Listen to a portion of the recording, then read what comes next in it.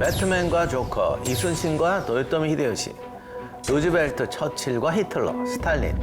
이 이름들을 들으면 뭐가 떠오르시나요? 네, 맞습니다. 모두 대표적인 영웅과 그들의 라이벌이었던 악당, 즉 빌런이죠. 빌런은 라틴어 빌라누스에서 유래된 것인데요. 빌라누스는 고대 로마의 농장이라고 하는 빌라에서 일하는 농민들을 가리키는 말이었다고 합니다. 빌라누스들은 차별과 공궁에 시달리다가 결국 상인과 귀족들의 재산을 약탈하고 폭력을 휘두르는 악당으로 변하게 되었다고 합니다. 흔히 선과 악은 동전의 양면과 같다고 하죠. 악이 없는 선은 없고 선이 없는 악은 없기 때문입니다. 우리에게 영웅인 사람도 누군가에게는 빌런이, 빌런도 누군가에게는 영웅이 될 수 있습니다. 여러분이 생각하는 영웅과 빌런은 어떤 모습인가요? 그래서 준비한 지구 영웅전 더 빌런. 과연 빌런은 왜 영웅이 되지 못했는지 우리가 몰랐던 색다른 시선으로 역사를 들여다보려고 합니다.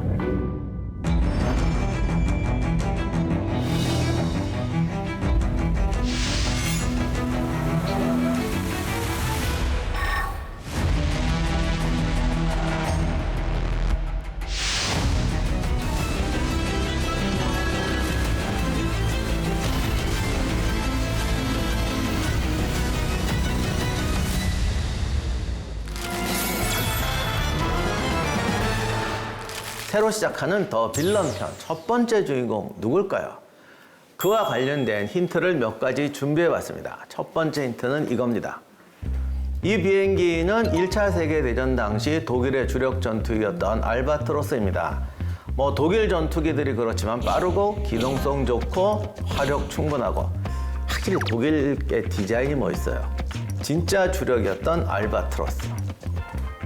두 번째 힌트는 이겁니다. 생소한 분이 있으실 것 같은데 바로 나치 치대문자입니다. 이 SS는 2차 세계대전 당시 공포의 대상이었고 주요 학살 사건들은 사실 SS가 많이 개입하고 있습니다. 마지막 힌트 이겁니다. 근데 마지막 힌트가 제일 어려운 것 같아. 정말 무서운 청산가리 캡슐입니다. 이 인물은 청산가리 캡슐을 먹기 몇 달 전 국민은 언제나 지도자의 뜻대로 움직이게 만들 수 있다. 그건 아주 쉽다. 라고 말했다고 합니다. 독일의 영웅에서 독약 한 알로 생을 마감한 인물. 그가 바로 지구 영웅전 더 빌런 편 첫 번째 편의 주인공입니다.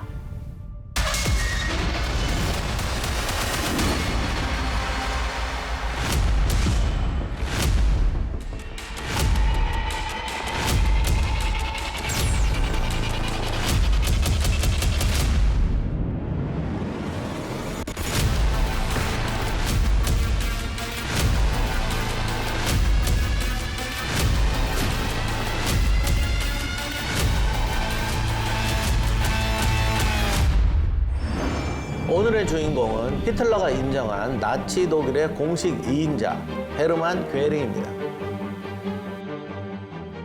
본격적인 이야기를 시작하기 전에 헤르만 괴링 편에 등장하는 중요한 인물들을 간단히 살펴보겠습니다. 첫 번째 인물은 아돌프 히틀러입니다. 히틀러에 관한 설명이 필요하겠습니까마는 독일 나치당 지도자이며 제3제국의 정권 창시자죠.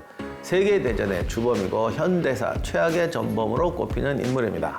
괴링은 히틀러와의 단 한 번의 만남, 첫 번째 만남에서 히틀러의 추종자가 됩니다. 두 번째 인물은 하일리 힘러입니다.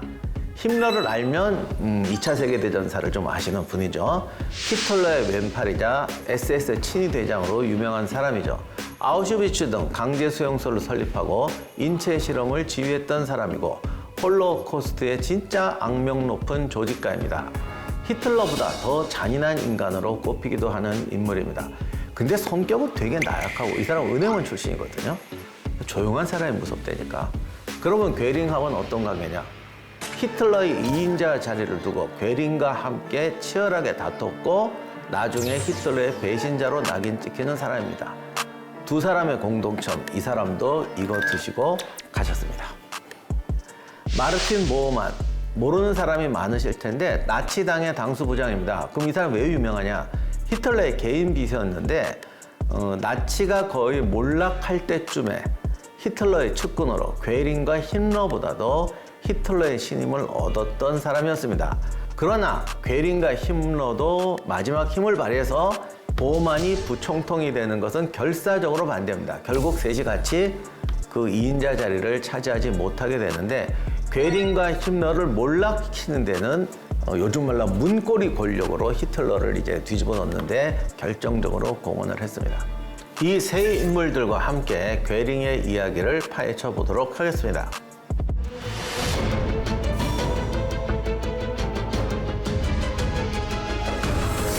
괴링의 가정 환경은 정말 특이했습니다.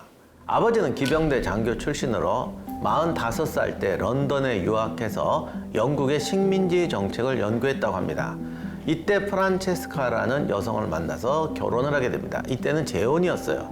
이후 외교관으로 남아프리카에서 근무하다가 마지막에는 IT 총영사를 지냅니다.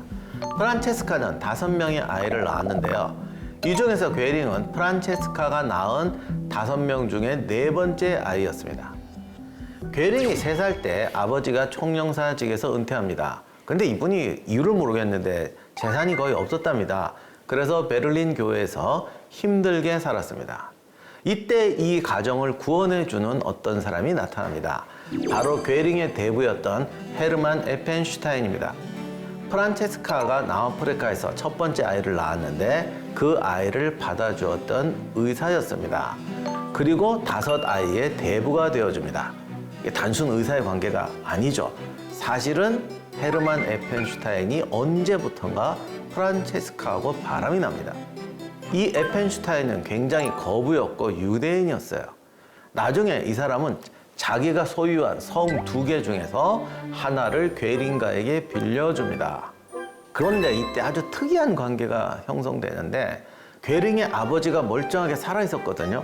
그래서 이 성에 사는데 가끔 에펜슈타인이 이 집에 놀러 와요. 그러면 남편이 딴방에 가고 이 두 사람이 부부처럼 안방에서 삽니다. 그러다가 또 가면은 뭐 이러고, 이런 특이한 가족 관계 속에서 살았는데, 괴링이 어려서 그랬는지 그건 잘 모르고 그냥 자기는 영주집 아들인 줄 알고 신나게 살았다고 합니다. 괴링의 동생, 이 집안의 막내는 알베르트 괴링입니다. 미넨 공과대학교에서 기계공학을 전공했고 나치 집권기 이전까지는 영화계에 종사했죠. 평범한 삶을 살던 알베르트는 나치가 집권하자 나치의 반유대 정책과 폭력성을 경멸하고 혐오하게 됩니다. 그런데 형이 괴링이잖아요. 알베르트는 형의 사인을 위조해서 반나치 정치인들을 풀어줍니다. 그런데 이 괴링이 동생이 이러는 걸 뻔히 알면서도 묵인해 주었습니다. 이 나치 지도자들을 보면 주변 측근 인사 가족이라고 해도 자기한테 피해가 될 것 같으면 냉철하게 제거하는 사람들이 많은데, 글쎄 괴링은 2인자에서 그랬는지 사람이 나름 멋쟁이를 추구해서 그랬는지 난 후자라고 생각하는데, 사실 동생뿐만 아니라 가족한테 되게 잘해요. 괴링의 어린 시절도 특이합니다. 비록 남의 재산이지만 멋진 성에서 영주의 아들처럼 자랐죠. 당연히 자신감이 차고 넘쳐서 동네에서는 골목대장을 했고 행실도 별로 안 좋았다고 해요. 그래서 어머니가 위대한 사람이 되거나 범죄자가 될 것이라고 했다고 합니다. 근데 제가 칭찬하려는 건 아닌데 위대한 범죄자가 됐죠. 괴링은 12살에 군사학교에 입학했고 군사대학에 진학합니다. 의외로 군대에서는 말도 잘 듣고 규율도 잘 지키고 성적도 좋았다고 해요. 1912년에 보병 소위를 인관합니다. 그런데 20살 때인 1913년에 에펜슈타인이 프란체스카를 차버려요. 당연히 집도 다시 뺏고 하필 이때 부친도 사망해버립니다. 아마 이때부터 귀족의 삶을 회복하는 것에 대해서 엄청난 집착을 보이게 됐던 것 같습니다. 자, 그런데 당시는 이런 충격을 삭히기도 전에 1차 세계대전이 발발하게 됩니다.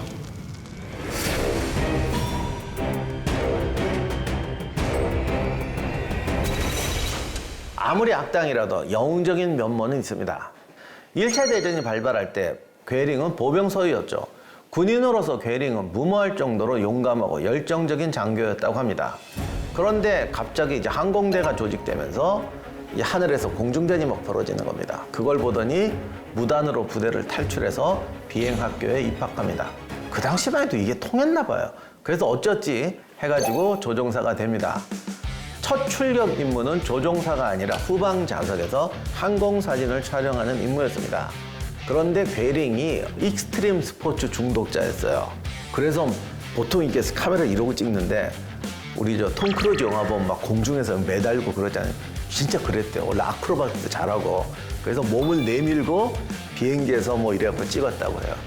그 당시 전투지가 베르덩 전투였는데 베르덩 요새에 있던 프랑스군 포병 진지를 샅샅이 정찰을 해가지고 그가 찍은 사진을 봤던 비렐로 황태자가 감동을 해서 1급 철십자장을 수여했다고 합니다. 이후 알바트로스 전투기를 타고 조종사로 맹활약을 하면서 여러 개의 훈장을 받습니다.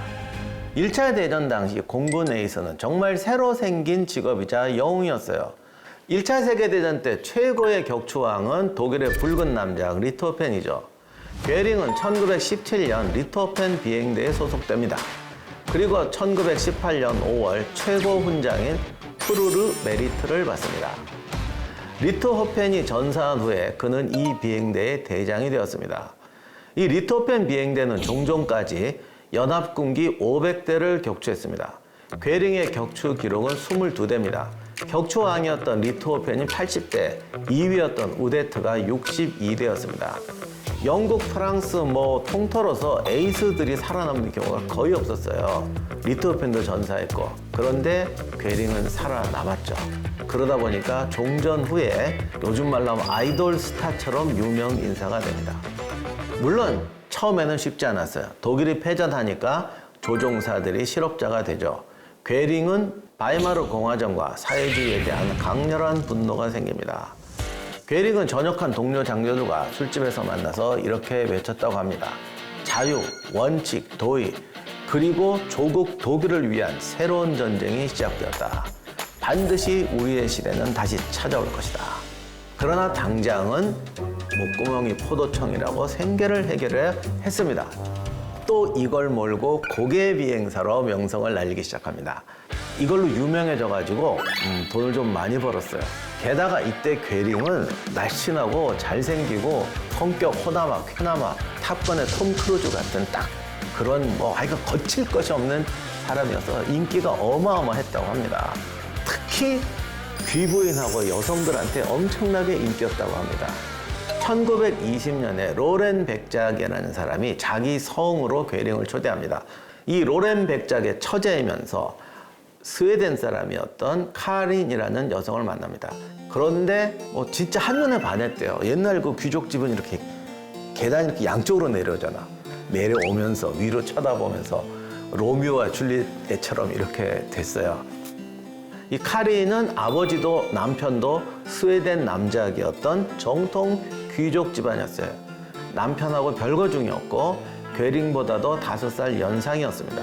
그런데 불꽃 같은 사랑을 합니다. 그래서 결국 몇 년 후에 남편 폰 칸트초프하고 이혼하고 괴링과 결혼하게 되죠. 그런데 이 또 칸트초프라는 남작이 귀족이잖아.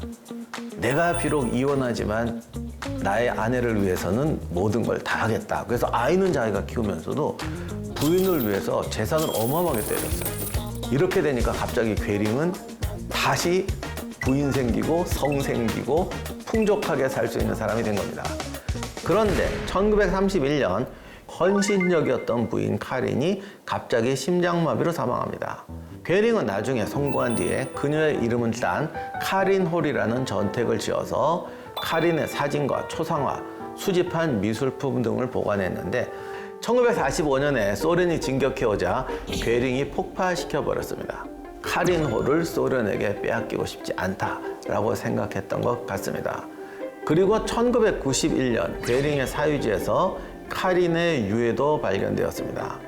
괴링은 의외로 로맨티스트였고 특히 부인에게는 아주 잘했다고 합니다.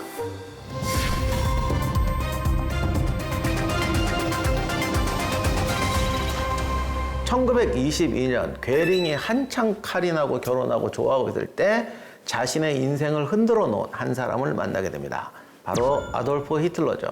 나중에 자신은 이렇게 말했대요. 히틀러의 연설을 듣고 그에게 반했다. 히틀러는 독일을 강하게 만들어 베르사유 조약을 분쇄하기를 원했다. 나는 속으로 바로 이 당이 나한테 맞는다고 생각했다 라고 합니다. 히틀러는 히틀러대로 괴링의 출현이 너무 반가웠죠. 나치당 출범 초기에 이 나치당의 구성 인사들을 보면은 도저히 한 나라를 이끌어 간다고 할 수 있는 스펙을 가진 사람이 아무도 없었어요.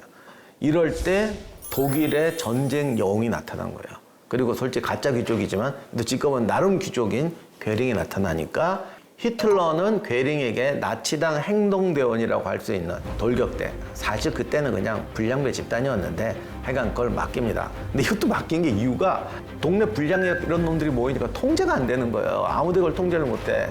거기 또 괴링이 가서 훈장 달았겠지 뭐. 내가 그때 누구랑 이럴 때 돌격대가 갑자기 군대처럼 쫙 바뀌어버리는 거예요. 히틀러는 괴링한테 너무너무 반했고 굉장히 유능하다, 통솔력 있다, 행정도 잘한다 이런 평가를 하게 됩니다. 이렇게 되니까 자신은 히틀러의 충실한 추종자이며 그야말로 파워 있는 오른팔이다. 그래서 둘이 정말 찰떡궁합으로 만나게 된 겁니다. 1923년 11월 히틀러와 나치당은 미넨 폭동을 일으킵니다. 히틀러의 삶에서 가장 흑역사죠. 실패한 투쟁이었는데 이때 괴링이 사타구니에 총을 맞습니다. 이때 카린이 자신의 인맥을 동원해서 괴링을 오스트리아로 피신시킵니다. 근데 이때 무리하게 옮기다가 총상이 폐혈증으로 발전해서 더 심해지는 거예요. 그리고 수술을 몇 번을 했는데 이때 몰핀을 너무 맞아가지고 나중에 몰핀 중독자가 됩니다. 이것이 평생 동안 그 사람을 정신적 불안정, 판단력 저하, 체중 증가 등의 부작용으로 이어지게 됩니다. 괴링 얘기하면 많은 분들이 궁금해하는 썰이 하나 있어요. 바로 괴링은 한쪽 고환이 없다. 진실일까요? 거짓일까요? 미넨 폭동 때 히틀러 옆에 있다 총에 맞았는데 그게 하필 한쪽 고환에 맞았다. 그래서 제거했다는 설이 있어요. 사실인지 아닌지는 모르겠지만 그 부상 치료하고 수술하는 거 보면은 그건 아닌 것 같아요. 거기 맞았는데 5번씩 수술할 리는 없잖아요.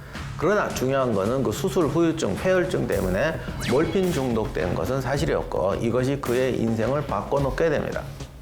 괴링이 나치의 2인자 히틀러의 오른팔이 되는 데는 이 사건도 굉장히 중요한 역할을 합니다. 좋은 점이 아니라 나쁜 점으로 히틀러가 이제 체포돼서 재판도 받는데 나중에 괴링이 돌아왔더니 괴링만 도망쳤거든요.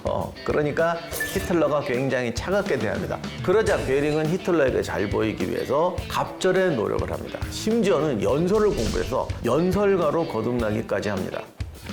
1928년 선거에서 나치당은 겨우 12석을 얻는데 괴링이 그 12명 중에 하나였어요.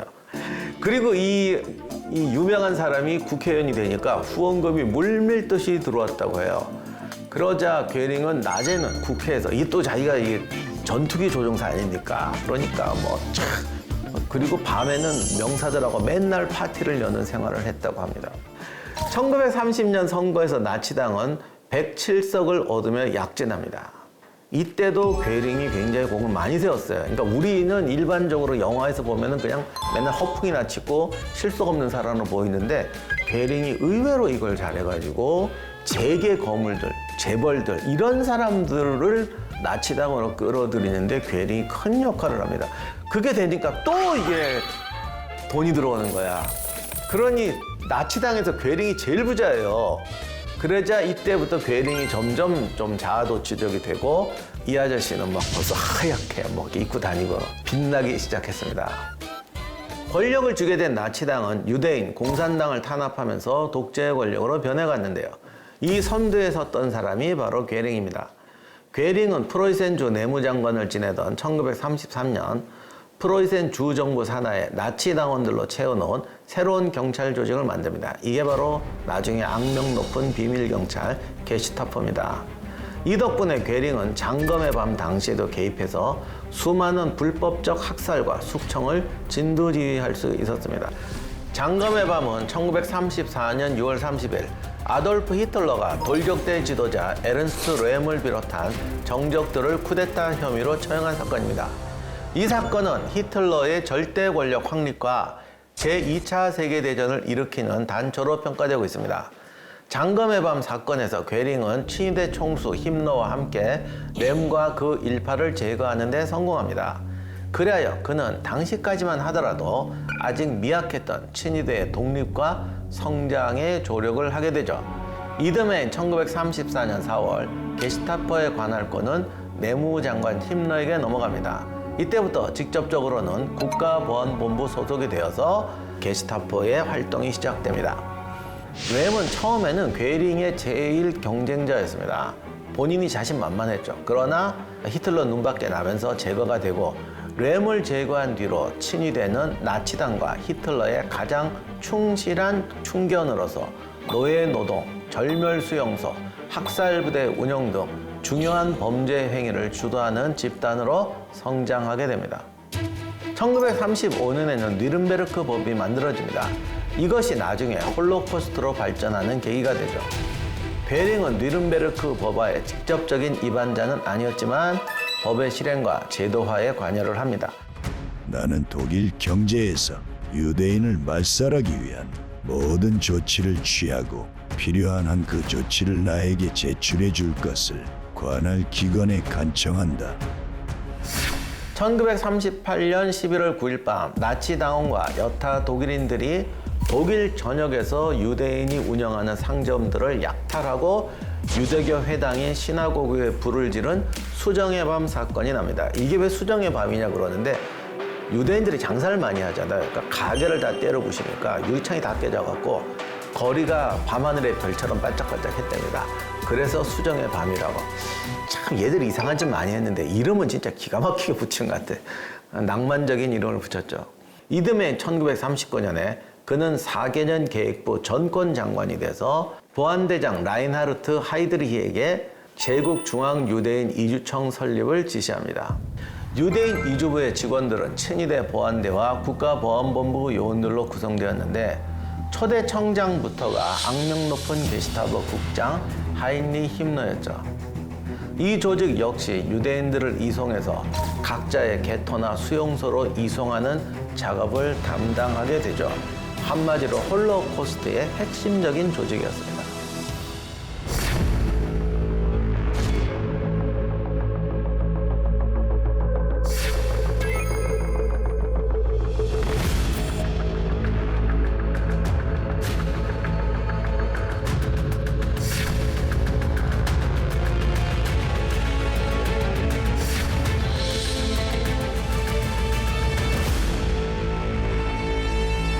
괴링이 그 귀족 삶을 회복하는 거에 대한 열망이 되게 강했다고 그러잖아요.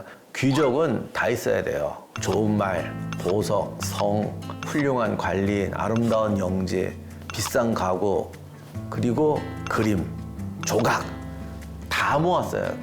그러니까 거기엔 또 예술품 걸어야 되잖아. 그래서 예술품 수집을 어마어마하게 하기 시작합니다. 유명한 거라면 막 모았어요. 투자로 모았냐? 그것도 아닌 것 같아. 돈도 많은데.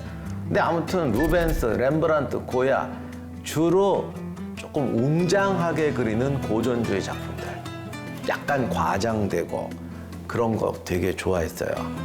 심지어 전쟁 막바지에는 자기 소장품들을 열차에 실어서 남부로 숨겨놓기도 했습니다. 예술품만 모은 게 아니라 귀금속, 보석도 엄청 좋아했습니다. 그리고 손에 항상 엄청나게 큰 보석 반지 끼고 다녔는데 파티 있을 때 네 손가락에 다 꼈대.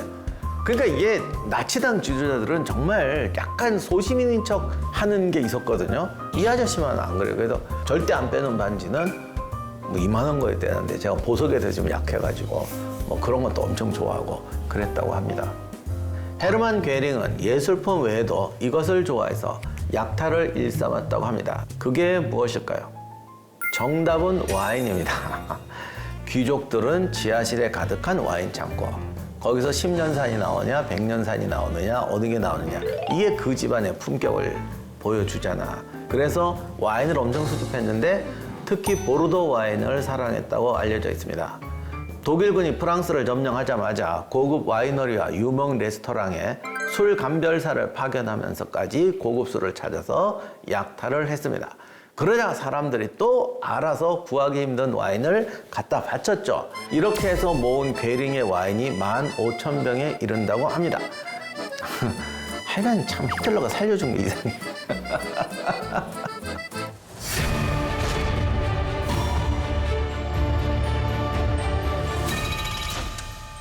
괴링이 유대인 탄압에만 앞장선 것은 아니었습니다. 1933년에서 35년까지는 독일 재무장에 관여했고 1935년에는 독일 공군 루프트와페 창설을 주도합니다. 본인이 공군 총사령관이 되는데 자신의 권력, 막대한 예산, 자원을 공군에 집중해서 현대적 항공 전력을 구축합니다. 그런데 희한하게 공군만 구축한 게 아니라 무슨 놈 기갑사단도 만들고 독일 공군은 다 있어요. 좌우지간에 완전히 하나의 군벌이 돼버립니다. 하지만 이때부터 마약 중독 때문이었는지 안락한 생활이 겹쳐서 그랬는지 점점 사람이 변해요. 그리고 갑자기 군사 분야보다는 외교 무대에서 업적을 만들어내고 싶어 합니다. 체인벌린이 그 유명한 히틀러하고 미넨 회담을 했을 때 자기가 아주 영국 담당인 것처럼 막 나도 설칩니다. 그리고 그렇게 허세를 부려요. 문제가 생기면 나한테 얘기해라. 그럼 지금 해결해봐. 근데 지금 말을 안 들으시는데 나중에 극단적인 상황이 오면 나한테 얘기해. 그럼 내가 해결해 줄게. 막 이러고 이제 뻥치고 다닙니다. 사실은 영국하고 진짜 평화회담을 자기가 하는 줄 알았고 히틀러는 이걸 알고 괴링한테는 얘기를 안 하고 폴란드 침공을 해요. 그러자 괴링은 그 자리에 주저앉아서 그냥 충격에 빠졌다고 합니다. 그런데 보통 사람 같으면 히틀러가 내 말을 다 들어주는 게 아니구나 하고 히틀러가 사람 이용하는 법에 눈치를 챘을 텐데 괴링은 반대로 더더욱이 그러면 히틀러한테 눈에 들도록 내가 더 열심히 노력하겠다. 이런 식으로 바뀌어버립니다. 전쟁이 시작되자 괴링은 그것은 우리 공군에게 맡겨주십시오. 늘 그랬대요. 저한테 맡겨주십시오. 저한테 맡겨주십시오. 이게 히틀러에게 감동을 주었는지 프랑스 점령의 괴링은 국가 원수라는 지위를 받습니다. 그러니까 여기서 괴링은 정말 폭발해버립니다. 너무 신나가지고 자기가 진짜로 모든 걸 다 하려고 그래요. 여기서 괴링이 큰 사고를 치게 돼요. 히틀러 앞에 가서 이것이 가장 좋습니다. 저한테 맡겨주십시오. 근데 준비가 하나도 안 돼 있다고. 이 대표적인 사례가 영국 본토 항공전입니다.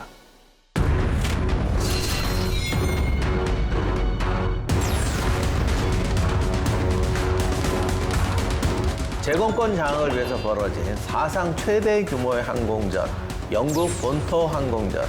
이때 등장한 라이벌이 있습니다. 지구 영웅전 더 빌런 괴링의 라이벌, 영국 공군 사령관 휴 다우닝입니다.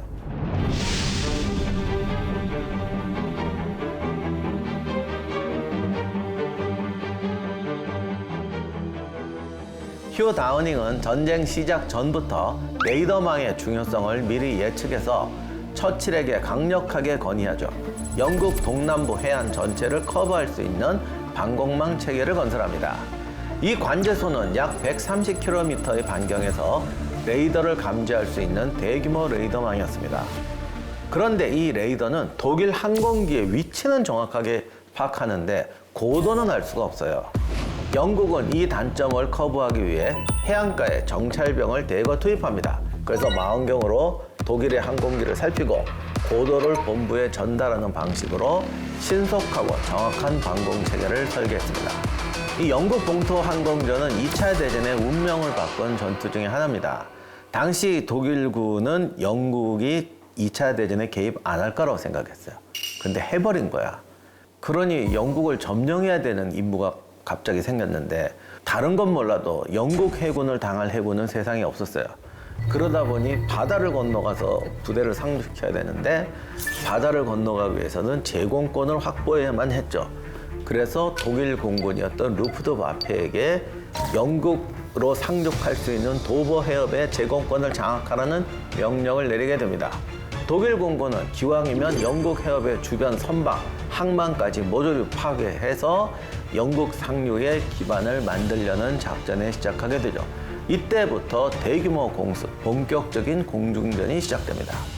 흔히 이때의 대공습을 독수리의 날이라고 하는데 독일 공군은 치밀한 계획을 세웁니다. 먼저 영국 공군의 기지와 레이더망을 부순다. 그 다음에 뭐를 부순다. 그런데 여기서 이제 심각한 게 생기는데 비행기는 폭탄을 달고 있으면 활주로에 착륙을 못합니다. 그래가지고 폭탄이 있으니까 이렇게 날개를 흔들다고 그래고 아무데나 떨어뜨린다고. 근데 하필이면 런던을 데다 포탄을 떨어뜨려 버린 거예요. 당시 전쟁을 시작할 때 괴링은 베를린에 폭탄 한 발도 떨어지지 않도록 하겠다라고 했는데 이게 웬일이야. 갑자기 베를린이 공습을 당하니까 히틀러가 분노할 거 아니에요. 괴링이 그러면 천배만배로 복수하겠습니다. 이래서 갑자기 런던 공습으로 바뀌어버립니다. 물론 여기에 또 하나 중요한 게 국민의 전쟁 의지를 꺾으려면은 민간 폭격을 해야 된다는 게 당시의 정설이었어요. 이것까지도 이제 가미가 돼서 소위 런던 대공습을 진행하게 됩니다. 이때부터 매일 밤 런던 민간 지역에 대규모 야간 폭격이 시작됩니다. 하지만 당시 영국 공군 RAF는 이 사태도 예측하고 오히려 대도시 공습을 하는 바람에 요격망을 구축하는 시간을 벌 수가 있었죠. 게다가 독일군의 암호회도까지 했습니다. 결국 어마어마한 공습에도 불구하고 괴링은 작전에 실패하게 됩니다. 더더욱이 괴링은 공군의 힘만으로 영국을 굴복시키겠다 또 이래가지고 무모한 작전을 계속 시행하게 됩니다. 이 엄청난 항공전은 오늘날에까지도 공군들에게 굉장히 중요한 사례가 되고 있어요. 헤르만 괴링의 전술은 공세적 무력 압박이라는 겁니다. 압도적인 파워와 압도적인 힘, 대규모 투입으로 그냥 중요 지점을 하나씩 박살낸다. 훌륭한 말이었는데 이게 순식간에 바뀌는 거죠. 전략 전술에서 가장 중요한 말이 목표를 함부로 바꾸지 마라. 독일 전투기들은 영국 상공에서 대규모 공중전을 벌일 준비가 안 돼 있었어요. 이 메사슈미트는 굉장히 민첩하고 좋은 전투기긴 한데 가속을 하면 연료 소모가 급속히 떨어집니다. 그러니까 독일 공군기들은 전투를 할 수 있는 시간이 15분, 20분밖에 안 돼요. 그럼 영국기들은 버티다가 돌아갈 때 꼬리를 물고 쫓아가서 쏩니다. 더욱이 황당한 게 바다는 영국 거예요. 낙하산으로 떨어지면 영국 조종사들은 다 구해줘요. 그런 압박감 속에서 시간의 제약까지 쫓겨가면서 15분 동안 공중전을 한다. 이기기 힘듭니다. 이러니 독일이 자랑하던 메사슈미트 BF-109 전투기들이 영국의 스핏파이어에게 일방적까지는 아니지만 무참하게 패배하게 됩니다. 다우닝의 최고 업적은 방공망, 다우닝 시스템이죠. 레이더, 지상관측소, 사령부들을 유기적으로 연결한 최초의 현대적 공중방어 시스템을 구축합니다. 다우닝은 철저한 직업군인답게 전술에서도 정치를 배제한 효율을 찾습니다. 철저하게 우선순위로 합리적인 교전만 하도록 했습니다. 이렇게 해서 조종사와 전투기 손실을 최소화했죠. 당시 영국군과 독일 공군이 물량 차이가 엄청났기 때문에 독일 공군이 거의 인해 전술로 밀어붙였거든요. 그러니 다우닝이 이렇게 철저하게 냉정하게 대응하지 않았더라면 영국 공군은 결국은 붕괴됐을 거예요. 마지막에는 거의 붕괴 직전까지 가거든요. 그리고 당연히 결정적인 목표에 집중 공격한다. 공격이 확실하고 확실한 지역에만 편대를 투입한다. 공중전을 할 때는 스핏파이어를 투입하고 느리지만 튼튼했던 허리케인 폭격기는 요격에 투입하고 이런 식으로 철저하게 맞춤형 전술을 사용했습니다. 결과는 어떻게 됐느냐? 독일 공군은 약 1,700대의 항공기가 파괴되고 600여 대가 작전 불능이 됩니다. 2,500명에서 3,300여 명이 사망합니다. 이게 항공기 조종사 항법사들이기 때문에 일반 육군 보병들하고 달라서 양성하는 데 굉장히 시간이 걸립니다. 영국 공군은 약 1,000대의 항공기를 손실했고 500여 명이 사망하는 피해를 입습니다. 결국 독일 공군의 초반 러쉬는 굉장히 효과적이고 파괴적인 것처럼 보였지만 전술적 일관성 부족과 과도한 자신감, 괴링의 정치적 어떤 것 등등 이 섞여서 독일의 패배를 불러오게 되죠. 영국에 들어가지 못함으로 해서 미국이 유럽 전선에 참전할 수 있는 교두보를 만들어주게 되고 그것이 노르망디 상륙 작전으로 이어지게 됩니다. 결국 괴링과 다우닝의 대결에서 괴링이 패배함으로써 괴링은 히틀러의 신뢰를 잃어버리게 되고 괴링의 몰락, 더 나아가서는 히틀러의 제3제국의 몰락이 이때부터 시작되게 됩니다. 영국 본토 항공전이 끝나고 독일은 유전, 곡창 자원이 풍부한 소련으로 눈을 돌리죠. 소련 침략에서 얻은 자원으로 영국을 다시 공격할 계획이었습니다. 이것이 바로 1941년 6월에 벌어진 독소전쟁, 바르바로사 작전입니다. 하지만 소련의 총력전으로 이마저 실패하게 되죠. 설상가상으로 연합군이 제공권을 장악하게 되면서 괴링은 히틀러의 신뢰를 잃게 됩니다. 그러나 괴링은 꿋꿋했어요. 게다가 1944년부터 괴링은 아예 공군사령부에 나가질 않습니다. 그리고 히틀러 옆에 붙어서 전체 전략 작전을 의논하기 시작합니다. 별걸 다 간섭해요. 히틀러와 나치 지도부가 베를린 지하 벙커 생활을 시작했을 때 지금 막 소련군이 반격에 쳐들어오니까 난리가 났잖아요. 항상 괴링이 제일 먼저 발언을 해요. 상황 파악도 안 하고 뭐도 안 하고 지멋대로 막 떠들어요. 막 2시간씩 떠든대. 바빠 죽겠는데. 그리고 이제 나가면 이제 진짜 회의가 시작되는 거지. 그러고 보면 저 뒤에 소파에 가서 자고 있대요. 이 얘기는 이 제3제국 이야기를 놔둔 책에서 안 나오는 법이 없는 에피소드예요. 근데 좀 이해가 안 가는 게 이때 괴링뿐만이 아니라 힘러도 그렇고 보어만도 그렇고 제3제국은 이제 회복불능의 상황인데 2인자 자리를 두고 무섭게 싸우기 시작합니다. 여기서 현실 인식은 날아가 버리고 그 선봉에 괴링이 서 있게 되죠. 히틀러는 희한하게도 괴링의 이런 아나무인의 행동을 전혀 제지하지 않았습니다. 히틀러가 괴링에게 믿는 거는 쟤는 절대 나한테 도전할 마음이 없다라는 거예요. 짖는 개가 안 무섭잖아. 그래서 오히려 괴링이 마음에 드는 거야. 저 조용하고 입 다물고 있는 애들은 진짜 무서워요. 그래서 오히려 용납했던 것 같습니다. 그러나 히틀러의 생각과 다르게 괴링은 히틀러에게 진짜 심각한 피해를 주고 있었어요. 노르망디 상륙 작전 이후 서쪽에서 연합군이, 동쪽에서 소련군이 베를린을 향해 진격을 시작합니다. 독일의 패망이 시간 문제였어요. 이런 상황에서도 괴링은 거의 최후까지도 현실을 인정하지 않았습니다. 솔직한 보고가 들어오면 괴링이 제일 먼저 막습니다. 그리고 허황된 전략과 전술을 주장합니다.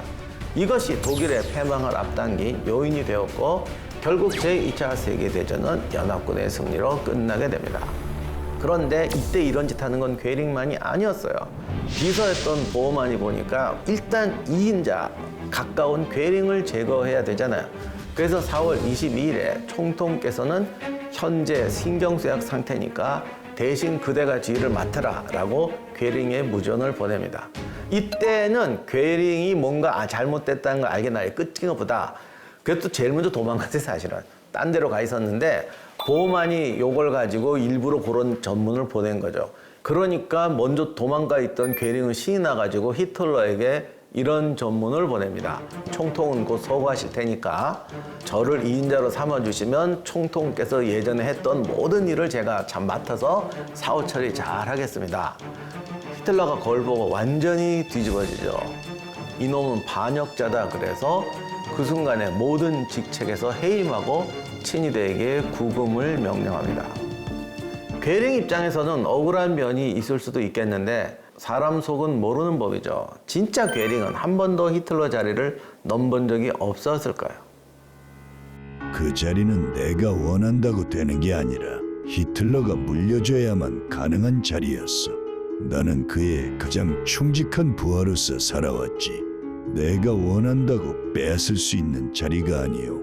하지만 히틀러가 죽는다면 당연히 내가 그 자리를 이어야 한다고 생각했지. 히틀러가 자살하고 독일의 패망이 확실해진 상황입니다. 괴링을 구금했던 친위대원들도 떠나버립니다. 자, 그러면 괴링은 어떻게 했을까요? 정작 히틀러가 자기 후계자로 지목했던 사람은 유보트 사령관이었던 데니츠였습니다. 괴링은 데니츠에게 대신 내가 외교 전문가니까 나한테 맡겨주면 내가 아이젠하워하고 교섭을 해서 뭔가 이 항복 교섭을 잘 할 테니까 나한테 맡겨달라. 반드시 성공할 수 있다. 이런 전문을 보냅니다. 데니츠는 하도 어이가 없어서 답변도 하지 않습니다. 그리고 다음날 연합군에게 항복합니다. 그러자 괴링은 독자적으로 자기가 아이젠하워와 회담하겠다고 출발합니다. 차 타고 미군한테 다 가서 미군, 내가 왔다. 아이젠하워 만나러 왔다. 미군들이 보고 바로 잡아서 포로 수용소로 집어넣습니다. 2차 세계대전의 전범들을 향한 재판이 벌어졌던 것이 유명한 뉘른베르크 재판입니다. 괴링은 이 재판에 회부되게 되는데 괴링급이 없었어요, 거기에. 그러니까 괴링은 더 신나는 거죠. 뭐 다른 사람은 물어 잔챙이가 뭐 알겠어. 그래서 아주 자신만만하게 재판에 임하게 됩니다. 모든 이 검사들을 제압하고 자기는 독일의 영웅이 될 수 있다고 확신했다고 합니다. 심지어는 독일 제국 입장에서는 어쩔 수 없지 않느냐. 이건 일종의 전쟁이었다. 우리를 그냥 전쟁의 영웅으로 인정해달라. 뭐 그러면 내가 이제 나가서 독일 국민들 수습해서 세계 평화를 위해 노력하겠다. 뭐 이런 식으로 했는데 애초에 이건 재판정이지 협상 자리가 아니었고 독일 국민들이 자기를 영웅으로 추앙하고 몇 년 내에 자기의 동상이 독일 전국에 세워질 거라고 호언장담까지 했다고 합니다. 자, 그런데 이 자신만만했던 괴링의 목을 조이는 사건이 발생합니다. 검찰이 괴링이 저지른 수용소 건설, 유대인 학살 정책에 대해서 추궁하기 시작한 거죠. 괴링은 자신은 모른다고 발뺌을 합니다. 이 끔찍한 절멸에 대한 첫 소식은 바로 여기 뉴른베르크에서 들었다. 거짓말도 이런 거짓말이 없지. 그리고 내가 알기로 그것은 추방 정책이지 절멸 정책이 아니었다고 합니다. 그러나 이게 통하지 않죠. 1946년 10월에 선고가 내려집니다. 괴링은 나치당의 2인자이고 루프트와페의 총사령관이었으며 전쟁과 홀로코스트에 중대한 책임이 있다는 이유로 교수형을 선고합니다. 그 소식을 이제 통역을 통해서 듣더니 괴링은 이어폰을 떨어뜨렸대요. 그리고 정말로 힘없이 일어나더니 재판대에서 걸어나갔는데 그 태도를 보니까 진짜 저 사람 자기가 무죄 받을 거라고 믿고 있었구나. 사람들이 거기다 놀랐다고 해요. 나갈 때 보니까 손은 덜덜 떨고 눈물을 흘리더래. 근데 나중엔 자기 또 변명을 해요. 내가 명색이 독일고 원수인데 총살형이 아닌 교수형이 뭐냐. 그러니까 이건 정말 모욕이다.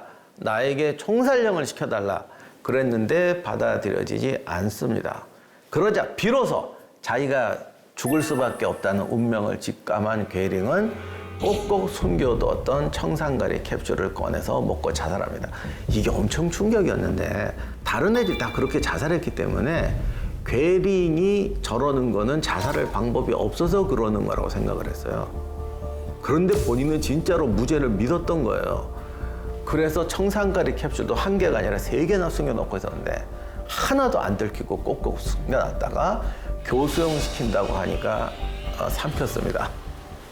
죽기 전에 청산가리 캡슐을 어디다 숨겨놨는지 장문의 편지를 써서 교도소장한테 줍니다. 왜? 소장이 처벌받지 않기를 바란다. 내가 지금까지 안 죽은 거는 약이 없어서 안 죽은 게 아니라 이렇게 할 줄 몰랐기 때문에 안 죽은 것이다. 라고 이렇게. 근데 뭐 옷장에 숨겨놓고 신발에 숨겨놓고 야 대단하더구만. 아무튼 스스로는 독일의 영웅이 되겠다고 끝까지 노력했던 사랑이었습니다.